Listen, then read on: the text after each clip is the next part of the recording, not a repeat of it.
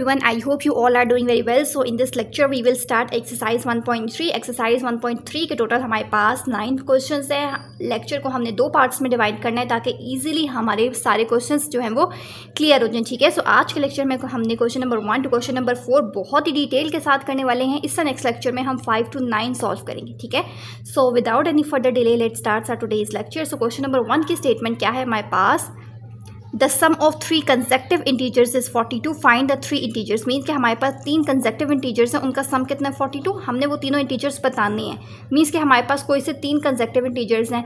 Consecutive integers किसको कहते हैं ये भी हम क्वेश्चन में देख लेते हैं। उन तीनों को जब सम करेंगे तो वो 42 होगा। सो सोल्यूशन की तरफ बढ़ते हैं। तो सबसे पहले हमारे पास गिवन क्या था कि late the first 3 consecutive integers. सबसे पहले उन्होंने हमें कहा है कि हमारे पास 3 इंटीजर्स हैं। ठीक है, कंसेक्टिव का मतलब होता है एक के बाद अगला जो नंबर होता है। 3 इंटीजर्स हैं जिसका सम 42 है। अब सबसे पहले हमने सपोज करने के let the first 3 consecutive integers are. अब वो कौन से 3 कंसेक्टिव इंटीजर्स दे रहे हैं। कंसेक्टिव का मतलब है फॉर एग्जांपल पहला इंटीजर ए है तो उससे अगला क्या होगा a+1, उससे अगला क्या होगा a+2। तो ये 3 हो गए 1 2 3। अगर क्या तो इस तरह हम कंसेक्टिव इंटीजर्स जो है वो फाइंड आउट कर लेते हैं। अब सबसे पहले हमने 3 कंसेक्टिव इंटीजर्स ले लिए। अब उन्होंने हमें क्या कहा था कि इन तीनों का सम जो है वो 42 है। मीन्स के a+a+1 + a+2 इन तीनों का सम क्या है 42। अब इसको सॉल्व करते हैं। a+a+a 3 दफ़ा a इसको ऐड करेंगे तो 3 आ जाएगा। इस तरह 1 + 2 ऐड होकर क्या आ जाएगा 3। अब यहाँ प्लस या दूसरी साइड पे जाके -3 हो जाएगा। 42 में से 3 माइनस करेंगे तो आंसर क्या आएगा 39। इसी तरह a यहाँ पे 3 के साथ मल्टीप्लाई हो रहा है। मीन्स कि हमें a की वैल्यू फाइंड करनी है। 3 यहाँ मल्टीप्लाई हो रहा है तो दूसरी साइड पे आके क्या हो जाएगा 39 के साथ डिवाइड हो जाएगा। अब हमने देखना है कटिंग हो सकती है तो कटिंग कर लें। 3 1 3, फर्दर 3 1 3, 3 3 9। तो ऊपर 13 है। मीन्स के a की वैल्यू क्या है 13 को 1 से डिवाइड करेंगे तो 13 ही आएगा। तो a की वैल्यू हमारे पास क्या आ रही है 13। इसका मतलब है हमें a की वैल्यू फाइंड कर लिए, पता चल गई। अब हमारे पास 3 कंसेक्टिव इंटीजर्स कौन से थे, फर्स्ट a था, अगला कौन सा था a+1 और उससे अगला थर्ड नंबर पे क्या लिखा होता है a+2। अब मेरे पास a की वैल्यू है, a की वैल्यू क्या है 13। तो पहला इंटीजर मीन्स के a की वैल्यू हमने फाइंड कर लिया। अब सेकंड क्या है a+1, तो a की जगह 13 और +1 करेंगे तो 14। इसी तरह थर्ड क्या है a+2, तो a की जगह a की वैल्यू 13 और उसमें 2 ऐड करेंगे तो 15। तो इसी तरह हमें वो 3 कंसेक्टिव इंटीजर्स पता चल गए। मीन्स के 13 में जब हम 14 ऐड करेंगे और 15, इन तीनों नंबर्स को जब ऐड करेंगे ना तो आंसर हमारे पास 42 आएगा। सो इस तरीके से हमारा फर्स्ट पार्ट जो है वो यहीं पे कंप्लीट हो जाता है। Now moving to second part. तो second question is the diagram show right angle triangle ABC in which the length of AC is √3 + 5 cm। The area of triangle ABC is 1 + √15 cm square. Find the length of AB in the form of, bracket में क्या लिखा हुआ है a + √3 + b √5 cm where a and b are integers. ठीक है, diagram हमारे पास side पे क्वेश्चन में गिवन है। ये हमारे पास एक राइट एंगल ट्राइंगल है, इसका नेम क्या है A B और C। ठीक है, बेस की लेंथ हमारे पास कितनी है, लेंथ ऑफ AC। अब A से लेकर C तक की लेंथ कितनी है √3 + 5 cm। Area of triangle ABC, इस कंप्लीट राइट एंगल ट्राइंगल का एरिया कितना है वो भी गिवन है। Find the length AB in the form of this. हमने A से लेकर B तक की लेंथ फाइंड करनी है। किस फॉर्म में होनी चाहिए, इस फॉर्म में गिवन होनी चाहिए। ठीक है, वेयर A और B हमारे पास क्या लिखा हुआ है, ये जो A और B है ना ये कोई इंटीजर होगा। सो क्वेश्चन नंबर 2 का सोल्यूशन देखते हैं। नंबर 2, सबसे पहले जो चीज़ें गिवन है वो लिख लेते हैं। राइट ट्राइंगल गिवन थी वो मैंने अगेन यहाँ पे ड्रॉ कर लिया है। सबसे पहले हमारे पास इसमें किस चीज़ की लेंथ गिवन है, A से लेकर C तक की गिवन है। और ये क्या चीज़ होती है, ये बेस होती है, ये परपेंडिकुलर होता है और ये हाइपोटेन्यूज होता है। ऐसे ही होता है ना राइट ट्राइंगल में। तो बेस कितनी है हमारे पास, लेंथ ऑफ AC क्या था √3 + √5 cm। इसी तरह एरिया ऑफ ट्राइंगल ABC। अब एरिया ऑफ ट्राइंगल मीन्स कि कंप्लीट ट्राइंगल का एरिया कितना गिवन है, ये भी क्वेश्चन में गिवन है 1 + √15 cm के। हमें उन्होंने कहा था कि आपने A से लेकर B तक की लेंथ फाइंड करनी है। तो लेंथ ऑफ AB आगे क्वेश्चन मार्क लिख दिया कि ये हमने फाइंड करना है। एज वी नो डैट, अब सबसे पहले हमें सिर्फ ट्राइंगल गिवन है और उसकी एक साइड मीन्स के बेस गिवन है। जब हमें सिर्फ एक साइड गिवन होगी ना तो हमने एरिया ऑफ ट्राइंगल का फॉर्मूला यूज़ करना है। एरिया ऑफ ट्राइंगल इसलिए क्योंकि हमें एक बेस गिवन है और एक बीच में इसका एरिया गिवन है। तो एरिया ऑफ ट्राइंगल क्या होता है, मीन्स के ट्राइंगल का एरिया फॉर्मूला क्या होता है हमारे पास 1/2 मल्टीप्लाई बेस मल्टीप्लाई हाइट। तो एरिया ऑफ ट्राइंगल की जगह एरिया ऑफ ट्राइंगल की वैल्यू जो हमें ऊपर गिवन है 1 + √15, 1/2 एज इट इज। बेस की वैल्यू गिवन है, इसकी जगह बेस पुट करना है। हाइट AB हमने फाइंड करना है। इसका मतलब है कि इसकी जगह हम AB लिख देंगे, इसकी कोई वैल्यू नहीं है। ठीक है, अब सॉल्व करते हैं। सबसे पहले 2 यहाँ डिवाइड हो रहा है, दूसरी साइड पे जाके मल्टीप्लाई हो जाएगा। तो 2 को अंदर वाले दोनों नंबर से मल्टीप्लाई करेंगे। 2 1 2, 2 को √15 से करेंगे तो √15 से पहले हमने 2 लिख देना है। इसी तरह यहाँ पे √3 + √5 जो है वो AB के साथ मल्टीप्लाई हो रहा है। इसका मतलब है कि दूसरी साइड पे आके क्या हो जाएगा, डिवाइड हो जाएगा। जब भी हमारे पास इस तरह की फॉर्म बनती है मीन्स कि ये √3 √5 और बीच में कोई साइन होता है, इसका मतलब होता है डिवीजन में लिखा हुआ इसका मतलब है कि हमने सबसे पहले डिनोमिनेटर को रैशनलाइज करना है। कैसे रैशनलाइज करना है? डिटेल लेक्चर अपलोड किया हुआ है एक्सरसाइज 1.2 कंप्लीट रैशनलाइजेशन पे ही बेस्ड है। मींस क्वेश्चन नंबर 1 जैसे हमने किया था सेम एज इट इज करना है। नाउ रैशनलाइजिंग द डिनोमिनेटर, कैसे रैशनलाइज करते हैं? अब ए बी को हम साइड पे लिख देते हैं और इस पार्ट को रैशनलाइज करते हैं। इस पार्ट को एज इट इज लिखना होता है, बीच में हमेशा मल्टीप्लाई आता है, नीचे जो भी लिखा होता है इसको ऊपर भी लिखना होता है, नीचे भी लिखना होता है, सिर्फ साइन चेंज कर देते हैं। अगर यहाँ पे प्लस है तो मल्टीप्लाई और डिवाइड करते हुए साइन क्या आ जाता है? माइनस का। अब ऊपर वाले नंबर को ऊपर वाले नंबर से मल्टीप्लाई करेंगे, नीचे वाले नंबर को नीचे वाले नंबर से मल्टीप्लाई करेंगे।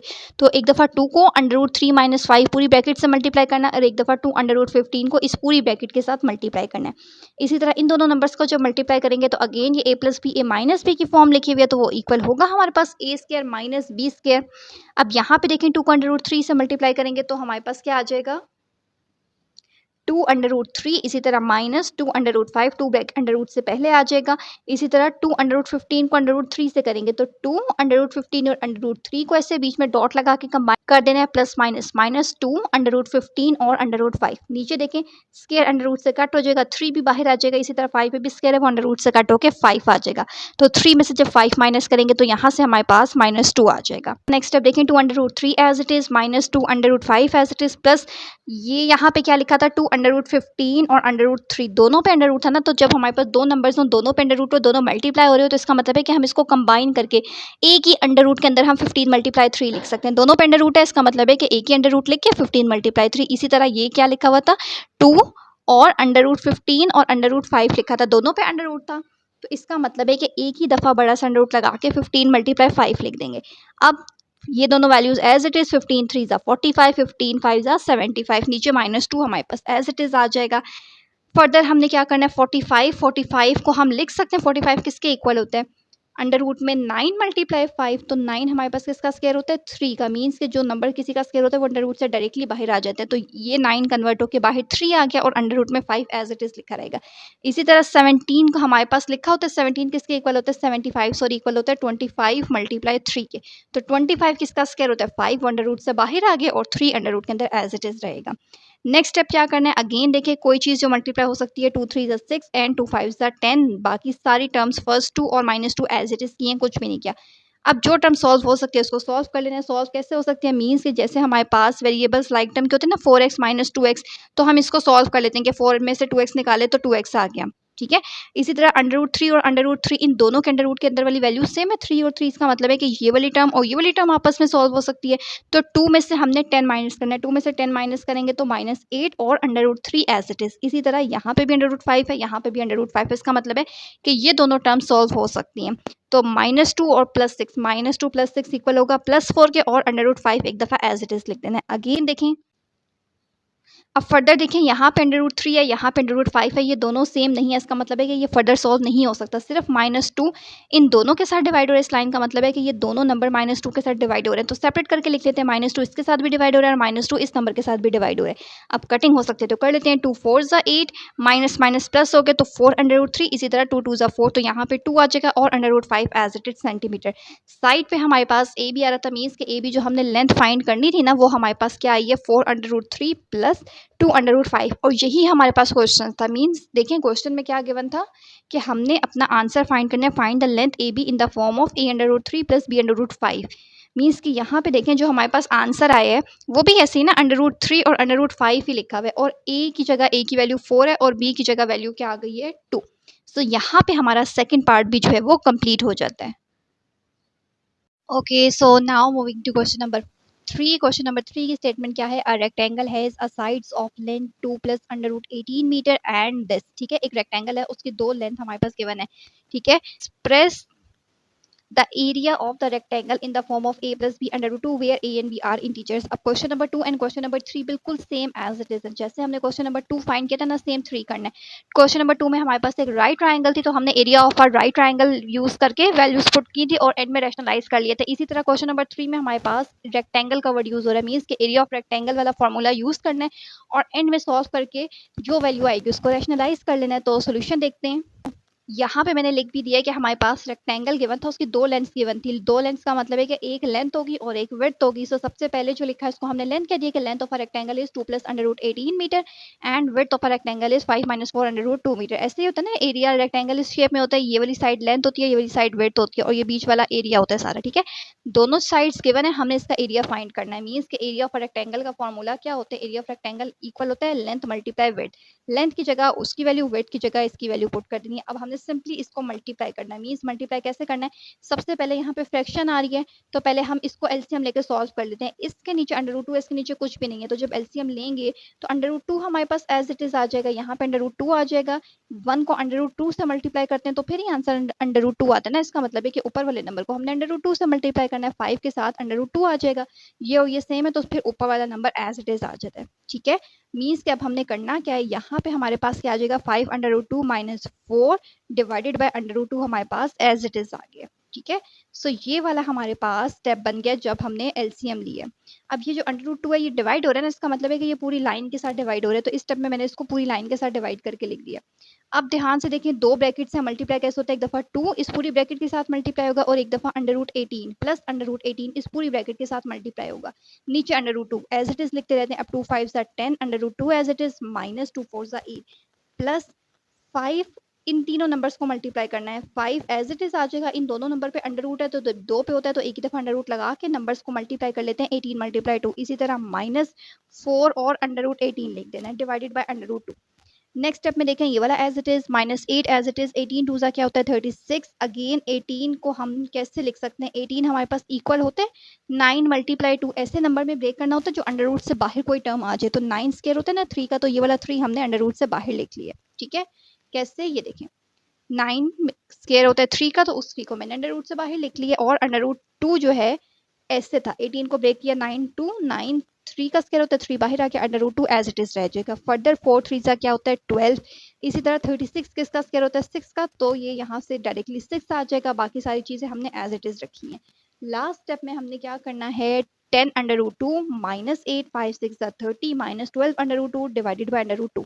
फर्दर देखते हैं जो चीजें सॉल्व हो सकती है उन्हें सॉल्व कर लेते हैं। हो सकती है -8 और +30, ये दोनों सॉल्व हो सकती हैं। 30 में से 8 माइनस करेंगे, क्या आंसर आएगा -22। इसी तरह इसके साथ भी √2 है, इसके साथ भी √2 है, तो 10 में से जब हम -12 करेंगे, 10 में से 12 निकाल देंगे साइन ग्रेटर का, तो -2 √2 डिवाइडेड बाय √2। मीन्स कि क्या आंसर आएगा, इन दोनों को सॉल्व किया तो -2 √2, इन दोनों को सॉल्व किया तो +22 आएगा। ठीक है, डिवाइडेड बाय √2। देखिए पहले आप 2 √2 -2 √2 और +22 लिख लें, या +22 और -2 √2 लिख लें, एक ही बात है। ठीक है, डिवाइडेड बाय √2 था तो रैशनलाइज करना होता है। रैशनलाइज का मतलब है कि नीचे जो भी लिखा है इसको मल्टीप्लाई भी करना है, डिवाइड भी करना है। अगर कोई साइन होता है बीच में तो साइन चेंज करते हैं, अदरवाइज अगर एक ही नंबर है तो उसको एज इट इज लिख देते हैं। ऊपर वाले नंबर को ऊपर वाले नंबर से मल्टीप्लाई, नीचे वाले नंबर को नीचे वाले नंबर से मल्टीप्लाई। कैसे, √2 को जब 22 से करेंगे तो 22 √2 -2 एक दफा, √2 दो दफा आएगा तो √2 पे स्क्वायर। इसी तरह यहाँ पे भी √2 दो दफा है तो √2 पे स्क्वायर। अब जो चीज कट हो सकती है उसको कट कर लें, यहाँ पे स्क्वायर अंडर रूट से कट होके 2 आ जाएगा। इसी तरह ये स्क्वायर से कट होके 2 2 एक दफा 2 आ जाएगा। तो देखें 2 2 क्या होता है 4। अब ये जो 2 है ये इन दोनों के साथ डिवाइड हो रहा है, इसका मतलब है कि सेपरेट करके लिख सकते हैं, कटिंग हो सकती है। 2 1 2 2 1 2 2 1 2 ऊपर क्या रह जाएगा 11 और √2। इसी तरह 2 2 4, तो यहाँ पे क्या रह जाएगा 2 मीटर स्क्वायर था आंसर उन्होंने हमें दिया हुआ था। आंसर हमारे पास क्या होगा, metre square. So this is the area of a rectangle. Rectangle का एरिया हमारा हमेशा यूनिट क्या होता है, मीटर स्क्वायर। तो ये जो आंसर आया ये हमारे पास एरिया ऑफ अ रेक्टेंगल आ गया, यही चीज हमने फाइंड आउट करनी थी। So now moving to question number 4। तो क्वेश्चन नंबर 4 क्या है हमारे पास, find two numbers who sum is 68 and difference is 22। बहुत बेसिक सा क्वेश्चन है, बहुत छोटी क्लासेस से हम ये वाला इस तरह के हम क्वेश्चन सॉल्व करते हुए आ रहे हैं। ऐसे दो नंबर्स फाइंड करने हैं जिसका सम 68 हो, मीन्स जब हम उन दोनों नंबर्स को ऐड करें तो 68 हो, और जब उन्हीं दो नंबर को सब्ट्रैक्ट करें तो आंसर 22 हो। ठीक है, तो सॉल्व कैसे करते हैं। सबसे पहले let x and y be 2 numbers. सबसे पहले हम सपोज कर लेते हैं कि वो दो नंबर्स कौन से, वही तो फाइंड करने ना, अभी पता नहीं है हमें, तो जो चीज़ नहीं पता होती उसको हम कोई नेम दे देते हैं कि लेट x और y बी 2 नंबर्स। उन दो नंबर्स का नाम है x और y। So according to the given condition, condition क्या थी कि उन दोनों का सम 68 होगा, मीन्स कि x + y 68 है, इसको इक्वेशन 1 कह देना है, और उनका डिफरेंस जो है वो 22 है, और x - y हमारे पास क्या है 22, इसको हमने इक्वेशन नंबर 2 का नाम दे देना है। अब नेक्स्ट क्या करना है, क्या किया हमारे पास, ये फर्स्ट इक्वेशन है, ये सेकंड इक्वेशन है, y के साथ प्लस था और नीचे वाली सेकंड इक्वेशन में y के साथ माइनस था, तो हमने सिंपल दोनों को ऐड कर लेना। ऐड करने का मतलब होता है कि साइन ही चेंज करना, सिर्फ पॉजिटिव नेगेटिव कट हो जाएगा। x x दो दफ़ा है तो 2x, 68 में 22 ऐड करेंगे 90, यहाँ पे x 2 के साथ मल्टीप्लाई हो रहा था तो दूसरी साइड पे आके 2 दूसरी साइड पे आके डिवाइड हो जाएगा। 2 4 ज़ा 8, 1 आगे चला गया, 2 5 ज़ा 10, 45। तो x की वैल्यू क्या आ गई है 45। जब भी एक वैल्यू आ जाती है उसे दोनों में से किसी भी एक इक्वेशन में पुट कर ले। Now put it in equation 1। अब ये वाली हमारे पास इक्वेशन नंबर 1 थी, x की जगह इसकी वैल्यू मैंने 45 पुट कर लेनी है। तो x मेरे पास फर्स्ट इक्वेशन लिखी, x plus 5 equal to 68, x की जगह उसकी वैल्यू 45 थी तो 45 पुट किया। यहाँ पे 45 ऐड हो रहा है तो दूसरी साइड पे जाके क्या होगा सबट्रैक्ट। तो 68 में से जब हम 45 माइनस करेंगे तो आंसर क्या आएगा 23। तो दोनों वैल्यूज फाइंड हो गई है, मीन्स के वो दो नंबर कौन से आए हैं, x की वैल्यू 45 थी, y की वैल्यू 23, मीन्स के 45 और 23 ऐसे दो नंबर्स हैं जिसको जब हम ऐड करते हैं तो आंसर 68 आता है। आप करके भी देख लीजिए और मुझे कमेंट सेक्शन में बताएं कि क्या आप लोगों को आंसर 68 आ रहा है। और इन्हीं दोनों नंबर्स को जब हम आपस में 45 को 23 में से माइनस करते हैं तो आंसर 22 आता है and their difference is 22. That's all from today's class. I hope you find this lecture informative, and if you like this video don't forget to like, share and subscribe. Channel को लाजमी subscribe कर लीजिए, second part इसका बहुत जल्द आने वाला है। आगे भी बहुत सारी एक्सरसाइजेस पे वीडियोस ऑलरेडी लाइन अप है, so stay connected with us.